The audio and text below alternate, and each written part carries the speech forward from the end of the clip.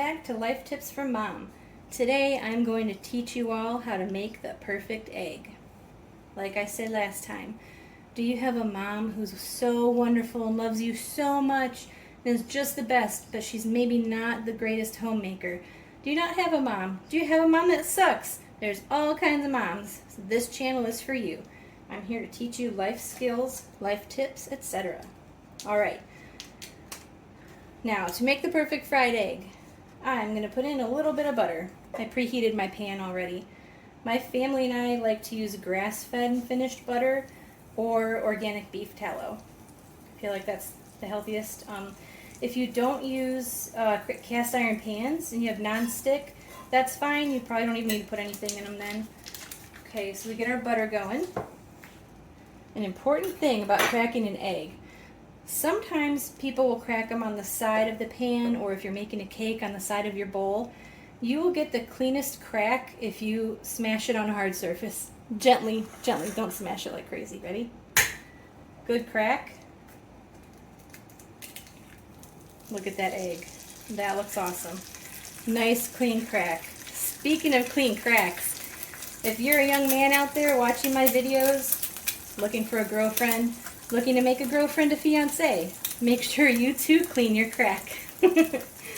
Alright, we're going to let that simmer in there a little bit. I'm going to toss this and rinse off my hands. So you don't want to have any kind of raw egg or raw meat on your hands and just wipe it and then touch other things in your kitchen. You could spread pretty nasty stuff and get sick. Be right back.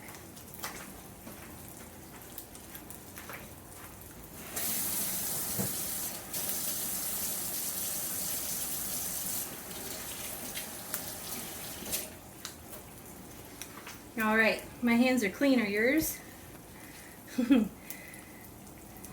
Some people will season their eggs while it's in the pan. Salt and pepper or whatever you want to put on it. You can really season it with anything. I prefer to do it at least once it's flipped for the second time and not going to be flipped again. Or ideally until you plate it. Because if you season it now and flip it, it's all going to kind of burn into the egg and possibly even burn to the pan. And that won't taste very good. Alright. When you flip your egg, you can take these parts on the end here and push them in if you want and fold them over. Or you can leave them. Okay? Boom. Look at that baby. That looks awesome. I'm giving Waffle House a run for its money. And then depending on how you prefer your egg to be done, really, I mean, you could take it off now if you like something a little bit more runny. If you like it sunny side up, you probably wouldn't have flipped it at all. I like mine cooked not quite completely through, so I'm going to let it go a little while longer. But it flipped beautifully with the butter in the pan. You make some nice bacon or sausage to go with this, or go a little healthier route and stick it on some sourdough with some avocado, a little bit of everything bagel seasoning, and you've got yourself an avocado toast. And if you like spicy like my family does, you'll top your egg with some hot sauce of choice. I'm going to go ahead and pull this off. It's perfect. Who says you can't make an egg in a cast iron pan? Alright guys, have a good day. Like, subscribe, and share, and we'll see you next time. Bye.